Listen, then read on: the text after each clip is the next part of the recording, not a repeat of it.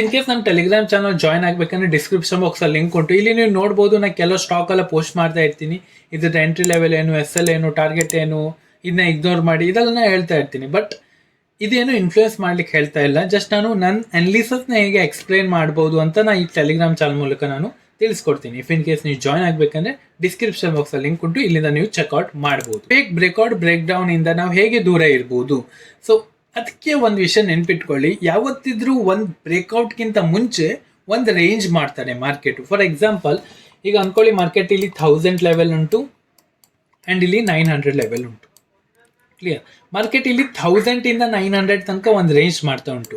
ಯಾವಾಗ ಈ 1000 ಲೆವೆಲ್ನ ತೆಗಿತಾರೆ ಆವಾಗ ಇಲ್ಲಿ ಬ್ರೇಕ್ಔಟ್ ಆಗ್ತಾರೆ. ಇಫ್ ಇನ್ ಕೇಸ್ ಇದು ಟಾರ್ಗೆಟ್ ಹಿಟ್ ಆಗಲಿ ಅಥವಾ ಇಲ್ಲಿಂದ ಸ್ಟಾಪ್ ಲಾಸ್ ಹಿಟ್ ಆಗಲಿ, ಇದು ಬ್ರೇಕ್ಔಟೇ.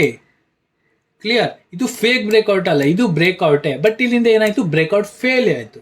ಫೇಕ್ ಬ್ರೇಕ್ಔಟ್ ಅಂದರೆ ಏನು ಗೊತ್ತಾ, ನಾನು ನಿಮಗೆ ಕ್ಲಿಯರ್ ಆಗಿ ಹೇಳ್ತೀನಿ. ಫಾರ್ ಎಕ್ಸಾಂಪಲ್, ಮಾರ್ಕೆಟು ಇಲ್ಲೊಂದು 1000 ಲೆವೆಲ್ ಉಂಟು. ಮಾರ್ಕೆಟ್ ಇಲ್ಲಿಂದ ಸೆಲ್ಲಿಂಗ್ ಬಂದು ಮಾರ್ಕೆಟ್ ಇಲ್ಲಿ 700 ಲೆವೆಲ್ ಹತ್ರ ಮಾರ್ಕೆಟು ಟ್ರೇಡ್ ಮಾಡ್ತಾ ಇತ್ತು. ಇಫ್ ಇನ್ ಕೇಸ್ ಇಲ್ಲಿ ಯಾರೆಲ್ಲ ಬೈ ಮಾಡ್ತಾರೆ 750 ಹತ್ರ, ವೆಲ್ ಆ್ಯಂಡ್ ಗುಡ್, ಅವರಿಗದು ಬ್ರೇಕ್ಔಟ್ ಆಗ್ತಾರೆ. ಬಟ್ ಇದು ಯಾರು ಈ 1000 ಲೆವೆಲ್ ಬ್ರೇಕ್ ಆಗಲಿ ಆವಾಗ ಟ್ರೇಡ್ ಮಾಡ್ತೀರಂತ ಇದ್ದರೆ, ಇಲ್ಲಿ ಮಾರ್ಕೆಟು ಇದೇ ಫ್ಲೋಲಿ ಬ್ರೇಕ್ ಆದರೆ ಇದು 110% ಇದು ಫೇಕ್ ಬ್ರೇಕ್ಔಟ್. ಈ ಬ್ರೇಕ್ಔಟು ಸಸ್ಟೈನ್ ಆಗಲ್ಲ. ಬಿಕಾಸ್ ಯಾಕಂದರೆ ಇಲ್ಲಿ ಬೈ ಮಾಡಿದವರು ಬ್ರೇಕ್ಔಟಲ್ಲಿ 750 ಹತ್ರ ಅಥವಾ ಈ ರೇಂಜಲ್ಲಿ ಬೈ ಮಾಡಿದವರು ಅಥವಾ ಈ ಸಪೋರ್ಟಲ್ಲಿ ಬೈ ಮಾಡಿದವರಿಗೆಲ್ಲ ಒಂದು ಒಳ್ಳೆ ಪ್ರಾಫಿಟ್ ತೋರ್ತಾ ಇರ್ತಾರೆ. ಅಲ್ಲಿಂದ ಅವರು ಪ್ರಾಫಿಟ್ ಬುಕ್ ಮಾಡ್ತಾರೆ. ಮತ್ತೇನಾಗುತ್ತೆ ಅಂದರೆ ಸೆಲ್ಲರ್ಸಿಗೆ ಒಂದು ಒಳ್ಳೆ ಸ್ಪೈಕ್ ಸಿಗ್ತದೆ. ಆ ಸ್ಪೈಕಲ್ಲಿ ಅವರು ಸೆಲ್ ಮಾಡ್ತಾರೆ. ಆವಾಗ ಬಯರ್ಸು ಕೂಡ ಸೆಲ್ಲರ್ ಆಗಿ ಕನ್ವರ್ಟ್ ಆಗ್ತಾರೆ ಆ್ಯಂಡ್ ಸೆಲ್ಲರ್ಸು ಕೂಡ ಸೆಲ್ಲರ್ಸ್ ಆಗಿ ಕನ್ವರ್ಟ್ ಆಗ್ತಾರೆ. ಸೊ ಅದಕ್ಕೆ ಹೇಳ್ತಾ ಇದ್ದೀನಿ ನಾನು, ಯಾವತ್ತಿದ್ರೂ ಫ್ಲೋ ಅಲ್ಲಿ ಬೈಕ್ ಹೋಗಬೇಡಿ, ಅದು ಫೇಕ್ ಬ್ರೇಕ್ಔಟ್ ಆಗುತ್ತೆ. ಇಫ್ ಇನ್ ಕೇಸ್ ಒಂದು ರೇಂಜ್ ಮಾಡಲಿ ಮಾರ್ಕೆಟು, ಒಂದು ರೇಂಜ್ ಮಾಡಿ ಆ ರೇಂಜ್ನ ಮಾರ್ಕೆಟು ಬ್ರೇಕ್ಔಟ್ ಆದರೆ ಬೈ ಮಾಡಿ. ಇಲ್ಲಿ ಫೇಕ್ ಏನು ಇರಲ್ಲ. ಇಲ್ಲಿ ನೀವು ಬೈ ಮಾಡಿ ಡೈರೆಕ್ಟ್ ಒಂದು ಸ್ಟಾಪ್ ಲಾಸ್ ಪ್ರೀವಿಯಸ್ ಸ್ವಿಂಗ್ ಇಡೀನಿ ಮತ್ತು ಇಲ್ಲಿ ಬೈ ಮಾಡಿ. ಅದು ಟಾರ್ಗೆಟ್ ಹಿಟ್ ಆಗಲಿ ಇಲ್ಲ SL ಹಿಟ್ ಆಗಲಿ, ವೆಲ್ ಆ್ಯಂಡ್ ಗುಡ್, ಇದು ನಿಜವಾದ ಬ್ರೇಕ್ಔಟು. ಯಾವಾಗ ಮಾರ್ಕೆಟು ಸಮಥಿಂಗ್ 700 ಲೆವೆಲ್ನ ಮಾರ್ಕೆಟು 400 ಇಂದ ಬ್ರೇಕ್ ಮಾಡ್ತಾ ಉಂಟು. ದಟ್ ಮೀನ್ಸ್ 400 ಇಂದ ಟ್ರಾವೆಲ್ ಮಾಡಿ 700 ಬ್ರೇಕ್ ಮಾಡ್ತಾ ಇದೆ ಅಂದರೆ ಇದು ಸಸ್ಟೈನ್ ಆಗಲ್ಲ, ಇದು ಫೇಕೇ ಆಗ್ತಾರೆ. ಬಿಕಾಸ್ ಇದೆಲ್ಲ ಟ್ರ್ಯಾಪ್ ಮಾಡಲಿಕ್ಕೆ. ಫೇಕ್ ಮತ್ತು ಟ್ರ್ಯಾಪ್ ಎರಡು ಸೇಮ್, ಅರ್ಥ ಮಾಡ್ಕೊಳ್ಳಿ. ಬ್ಯಾಂಕ್ ನಿಫ್ಟಿ ಇದೆಲ್ಲ ತುಂಬ ಟ್ರ್ಯಾಪ್ ಮಾಡ್ತಾರೆ, ಟ್ರ್ಯಾಪಿಂಗ್ ತುಂಬ ಮಾಡ್ತಾರೆ. ಯಾವತ್ತಿದ್ರೂ ಕೂಡ ಒಂದು ರೇಂಜ್ನ ಬ್ರೇಕ್ಔಟ್ ಆಗಲಿ ಆವಾಗಲೇ ಪ್ಲ್ಯಾನ್ ಮಾಡಿ. ಇಲ್ಲ ಬ್ರೇಕ್ಔಟ್ ಆಗಲಿ ಅಥವಾ ಇಲ್ಲಿಂದ ಬ್ರೇಕ್ ಡೌನ್ ಆಗಲಿ, ಆ ರೇಂಜಿಂದ ಏನು ಪ್ರೀವಿಯಸ್ ಸ್ವಿಂಗ್ ಉಂಟು ಅಥವಾ ಪ್ರೀವಿಯಸ್ ಹೈ ಉಂಟು ಅಲ್ಲಿ ನೀವು ಟ್ರೇಡ್ ಮಾಡಿ. ಫಾರ್ ಎಕ್ಸಾಂಪಲ್, ಮಾರ್ಕೆಟು 100 ಹತ್ರ ಹೈ ಉಂಟು, ನಿಮ್ಮದು ಪ್ರೀವಿಯಸ್ ಸ್ವಿಂಗ್ ಉಂಟು 770 ಹತ್ರ, ಮಾರ್ಕೆಟ್ ಟ್ರೇಡ್ ಮಾಡ್ತಾ ಉಂಟು 60 ಹತ್ರ. ಸ್ವಿಂಗ್ ಬ್ರೇಕ್ ಆದಾಗ ನೀವು ಇಲ್ಲಿ ಬೈ ಮಾಡಿ. 100 ಬೇಕಾಗೋ ತನಕ ನೀವು ಇಲ್ಲಿ ವೆಯ್ಟ್ ಮಾಡಬೇಡಿ. ಬಿಕಾಸ್ ಇಲ್ಲಿ ನೀವು ಬೈ ಮಾಡಿದ್ರೆ ಸ್ವಲ್ಪ ಲೇಟ್ ಕೂಡ ಆಗ್ತಾರೆ ಆ್ಯಂಡ್ ನಿಮ್ಮ SL ಕೂಡ ದೊಡ್ಡದಾಗ್ತಾರೆ. ಬಿಕಾಸ್ ಪರ್ಫೆಕ್ಟ್ SL ಇಲ್ಲದೆ ನೀವು ಯಾವತ್ತೂ ಕೂಡ ಟ್ರೇಡ್ ಮಾಡ್ಲಿಕ್ಕೆ ಹೋಗಬೇಡಿ. ಸಿಂಪಲ್ ವಿಷಯ ಇಟ್ಕೊಳ್ಳಿ. ಇಫ್ ಇನ್ ಕೇಸ್ ನೀವು ಕ್ಯಾಶಲ್ಲಿ ಟ್ರೇಡ್ ಮಾಡ್ತಾ ಇದ್ರೆ ಅಥವಾ ಆಪ್ಷನಲ್ಲಿ ಟ್ರೇಡ್ ಮಾಡ್ತಾ ಇದ್ರೆ, ಮೋರ್ ದೆನ್ 4 ಕ್ಯಾಂಡಲ್ಗಿಂತ ಅಪ್ಸೈಡಲ್ಲಿ ನೀವು ಪ್ಲ್ಯಾನ್ ಮಾಡ್ಲಿಕ್ಕೆ ಹೋಗಬೇಡಿ. ಫಾರ್ ಎಕ್ಸಾಂಪಲ್, ಈಗ ಮಾರ್ಕೆಟು ಅಗೇನ್ ಸೇಮ್ ಎಕ್ಸಾಂಪಲ್ 100 ಹತ್ರ ಲೆವೆಲ್ ಉಂಟು.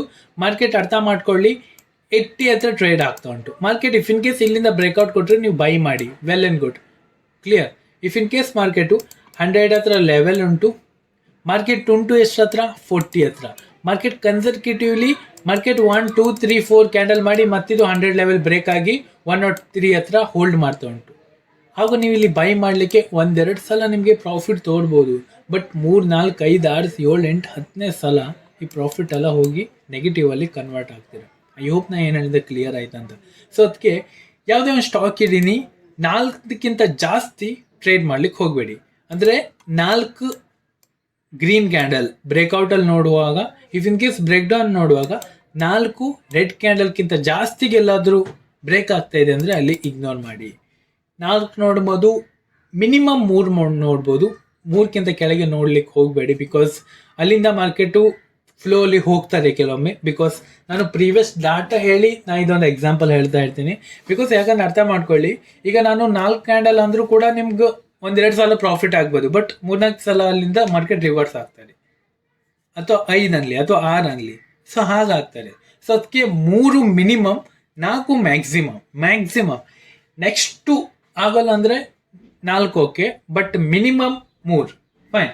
ಸೊ ಯಾವಾಗ ಮಾರ್ಕೆಟ್ 2 ಅಲ್ಲಿ ಬ್ರೇಕ್ಔಟ್ ಆಗ್ತಾರೆ ಅಂದ್ರೆ ಅಲ್ಲಿ ಬೈ ಮಾಡಿ. ಇಫ್ ಇನ್ ಕೇಸ್ ಮಾರ್ಕೆಟು 3 ಅಲ್ಲಿ ಬ್ರೇಕ್ ಆಗ್ತಾರೆ ಅಂದ್ರೆ ಬೈ ಮಾಡಿ, ಬಟ್ ಕ್ವಾಲಿಟಿ ಸ್ವಲ್ಪ ಲೆಸ್ ಇದ್ದೀನಿ, ಯಾಕಂದ್ರೆ ಅಲ್ಲಿ ನಮ್ದು SL ಸ್ವಲ್ಪ ದೊಡ್ಡದಿರುತ್ತೆ. ಐ ಹೋಪ್ ನಾ ಏನು ಹೇಳಿದೆ ಕ್ಲಿಯರ್ ಆಯ್ತಂತ.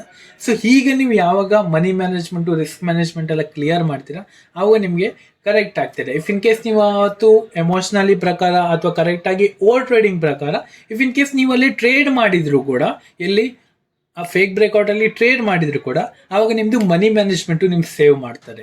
ಇಫ್ ಇನ್ ಕೇಸ್ ನೀವು ನಾ ಹೇಳಿದ ವಿಧಾನ ಪ್ರಕಾರ ಟ್ರೇಡ್ ಮಾಡಿದ್ರಿ. ಐ ಹೋಪ್ ನಾ ಏನು ಹೇಳಿದಂತ ಕ್ಲಿಯರ್ ಆಯ್ತು ಅಂತ. ಸೊ ಇದಕ್ಕೆ ನಾ ಹೇಳ್ತಾ ಇದ್ದೀನಿ, ಫೇಕ್ ಬ್ರೇಕ್ಔಟಿಂದ ದೂರ ಇರೋದಿದೆ. ಸೊ ಈ ಥರ ಒಂದು ಮಾಡ್ಕೊಳ್ಳಿ.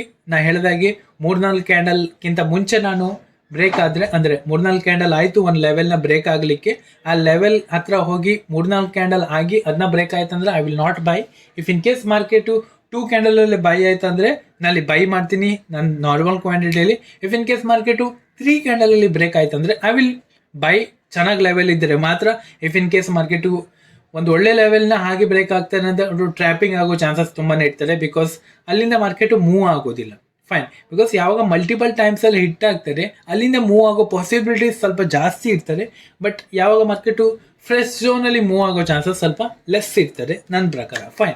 ಬಿಕಾಸ್ ಯಾಕಂದರೆ ಫ್ರೆಶ್ ಲೆವೆಲಲ್ಲಿ ಸೆಲರ್ಸಿಗೆ ಅಷ್ಟೊಂದು ಪ್ರಾಫಿಟ್ ಸಿಗಲ್ಲ. ಬಿಕಾಸ್ ಮಾರ್ಕೆಟ್ ಅರ್ಥ ಮಾಡ್ಕೊಳ್ಳಿ, ಮಾರ್ಕೆಟ್ ಇಲ್ಲಿಂದ ಸೆಲ್ಲಿಂಗ್ ಬರ್ತಾ ಉಂಟು, ಇಲ್ಲಿಂದ ಮಾರ್ಕೆಟ್ ಆಗೇನು ಬ್ರೇಕ್ಔಟ್ ಆಗ್ತಾ ಇದೆ ಅಂದರೆ ಇಲ್ಲಿ ಅವರು 1000 ಪ್ರೀಮಿಯಮಲ್ಲಿ ಶಾರ್ಟ್ ಮಾಡ್ತಾ ಇದ್ದಾರೆ. ಇಲ್ಲಿ ಬರುವಾಗ ಅವ್ರಿಗೆ ಒಂದು 980 ಇಲ್ಲಾಂದರೆ 970 ಪ್ರೀಮಿಯಮಲ್ಲಿ ಅಗೇನ್ ಕಾಲ್ ಪ್ರೀಮಿಯಮ್ ಇಡ್ತಾರೆ. ನಾವು ಆಪ್ಷನ್ ಮಾತಾಡ್ತಾ ಇದ್ದೀನಿ, ಕಾಲ್ ಪ್ರೀಮಿಯಮ್ ಇಡ್ತಾರೆ.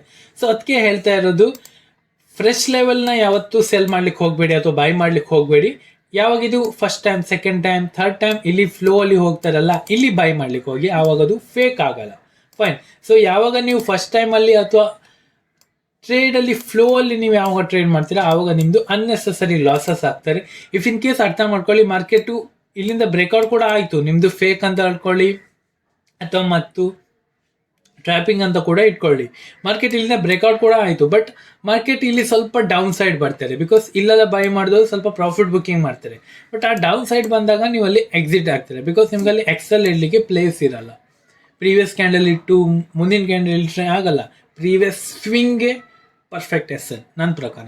ಪ್ರೀವಿಯಸ್ ಸ್ವಿಂಗ್ ಯಾವ ತನಕ ಬ್ರೇಕ್ ಆಗಲ್ಲ ಆವ ತನಕ ನೀವು SLನ ಕೊಡಬಾರ್ದು.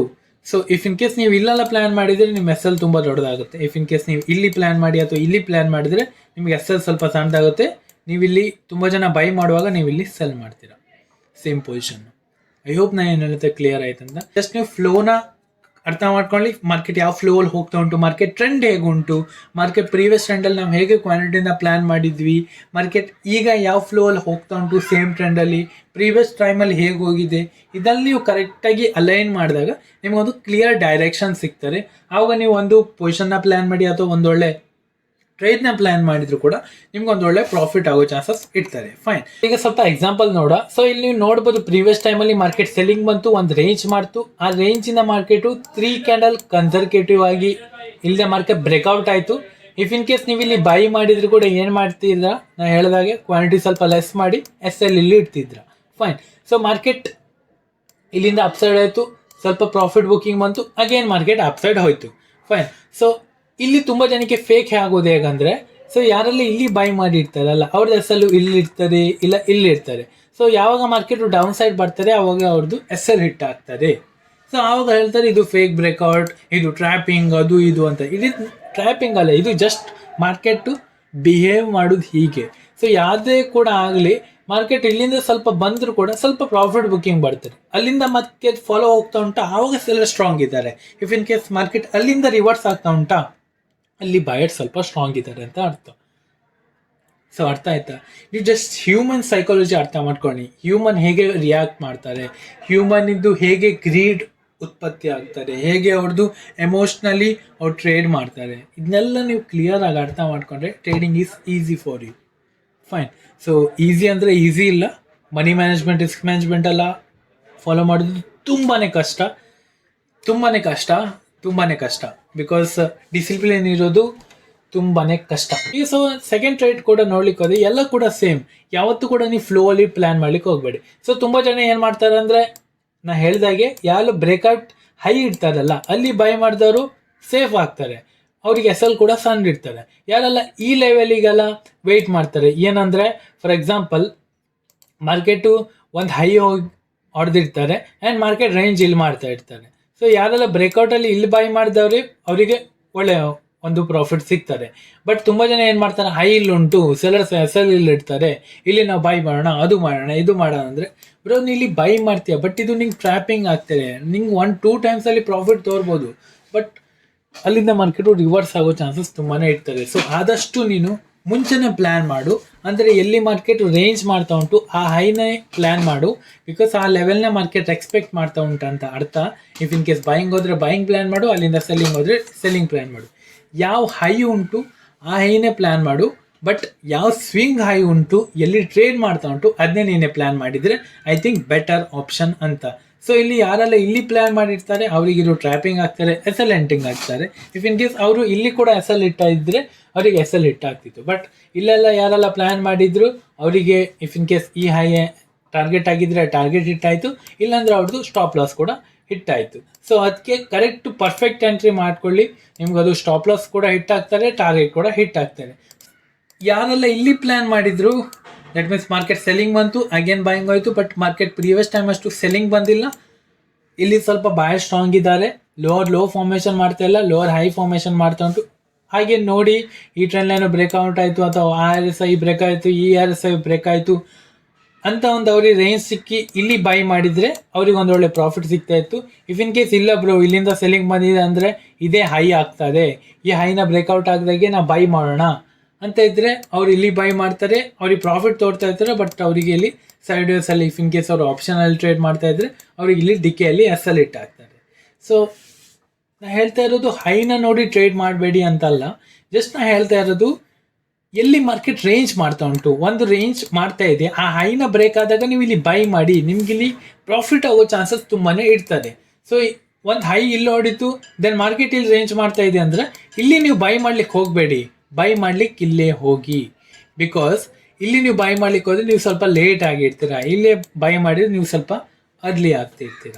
ಸೊ ಅದಕ್ಕೆ ನಾನು ಹೇಳ್ತಾ ಇದ್ದೀನಿ, ಜಸ್ಟ್ ಎಲ್ಲಿ ರೇಂಜ್ ಸ್ವಿಂಗ್ ಹೈ ಮಾಡ್ತಿರ್ತಾರೆ ಅಥವಾ ಎಲ್ಲಿ ಸ್ವಿಂಗ್ ಲೋ ಮಾಡಿರ್ತಾರೆ ಅಲ್ಲೇ ನೀವು ಬೈ ಮಾಡ್ಲಿಕ್ಕೆ ಹೋಗಿ. ಈಗ ನಾವೀಗ ಸೆಲ್ಲಿಂಗ್ ಕೂಡ ಸೈಡಲ್ಲಿ ನೋಡ್ಲಿಕ್ಕೆ ಹೋದ್ರೆ ಅದು ಕೂಡ ಸೇಮ್, ಬಿಕಾಸ್ ಬೈಯಿಂಗ್ ಇದು ಅಪೋಸಿಟ್ ಟು ಸೆಲ್ಲಿಂಗ್ ಇರ್ತಾರೆ. ಸೊ ಇದು ಕೂಡ ಒಂದು ರೇಂಜ್ ಮಾಡ್ತಾ ಇತ್ತು, ಈ ರೇಂಜ್ನ ಏನಾಗಿದೆ ಅಂದರೆ ಮಾರ್ಕೆಟ್ ಇಲ್ಲಿ ಫ್ಲೋ ಅಲ್ಲಿ ಬ್ರೇಕ್ ಆಯಿತು. ಸೊ ಅದಕ್ಕೆ ಇದು ಟ್ರ್ಯಾಪಿಂಗ್ ಆಯಿತು, ಕೆಲವರಿಗೆ ಬ್ರೇಕ್ಔಟ್ ಫೇಲ್ಯೂರ್ ಆಯಿತು. ಬಟ್ ನನಗಿದು ಬ್ರೇಕ್ಔಟ್ ಫೇಲು ಅಥವಾ ಬ್ರೇಕ್ಔಟ್ ಟ್ರ್ಯಾಪಿಂಗ್ ಇದೇನು ಕೂಡ ಅಲ್ಲ, ಜಸ್ಟ್ ಪ್ರೈಸ್ ಓನ್ಲಿ ಪ್ರೈಸ್ ನಮ್ಗೆ ಅರ್ಥ ಆಗ್ತಾರೆ. ಬ್ರೋ ಅರ್ಥ ಮಾಡ್ಕೊ, ಮಾರ್ಕೆಟು ಇಲ್ಲಿಂದ ಬಂದು ಈ ಲೆವೆಲ್ನ ಬ್ರೇಕ್ ಮಾಡ್ತಾ ಇದೆ ಅಂದರೆ ಎಲ್ಲಿ ಸ್ಟ್ರೆಂತ್ ಉಂಟು, ಇವರಿಗೆಲ್ಲ ಸೆಲರ್ಸ್ಗಳ ಒಂದು ಪ್ರಾಫಿಟ್ ಹುಡ್ತಾ ಉಂಟು. ಪ್ರಾಫಿಟ್ 110% ಬುಕ್ಕೇ ಮಾಡ್ತಾರಲ್ಲ ಬ್ರೋ.